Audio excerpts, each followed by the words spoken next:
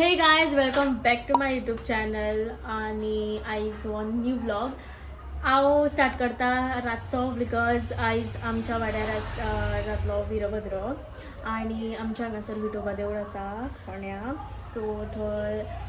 वीरभद्र कसो नाचता ते बीन सगळें परफॉर्म म्हणजे पळोवपाक मेळटा आणि एवरी इयर आसता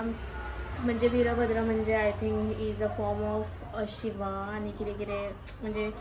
ते कितें कितें रिच्युअल्स आसता ते बीन तुमकां हांव दाखयतलें आयज आमी वयतलीं थंय